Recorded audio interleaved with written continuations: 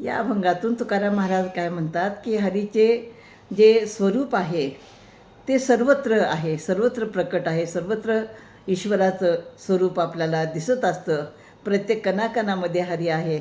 आणि म्हणून काय म्हणतात बघा, लाभ खरा नाही तुटी, नाही अडखळा भेटी, जाय अवघी या देशा, येथे सचलाशी तैसा, मग न लगे पारखी, अवधी सकट सारखी, तुका मने ओळे, रूपे भुलविले डोळे.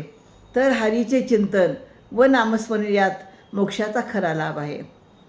यात नुकसान नाही आणि देवाच्या भेटीस अडथळा पण येत नाही. मग तुम्ही कोणत्याही देशात जा, जेथे जाणार आहात तेथे पांडुरंगाचं संचारण भरलेलं आहे. म्हणजे पांडुरंग प्रत्येक कणाकणामध्ये आहे असाच तुम्हाला अनुभव येईल. त्या देवाची प्राप्ती झाल्यावर मग परीक्षक वगैरे कुणीही नको, काही गरज नाही त्याची. कारण त्या ठिकाणी सर्व काही समान दिव्य देवरूपच असते. हरीचे स्वरूप सर्वत्र प्रकट आहे आणि त्याने दृष्टीमोहित झाली आहे.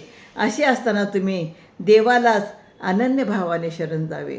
आणि म्हणून अशा ईश्वराला तुम्ही शरण जा की असा ईश्वर म्हणजे प्रत्येक कणाकणामध्ये सृष्टीच्या या विश्वाच्या प्रत्येक ठिकाणी आपला ईश्वर आहे. मग तुम्ही कुठेही जा, तुम्हाला तिथं ईश्वराचं दिव्यत्व तुम्हाला दिसून येईल.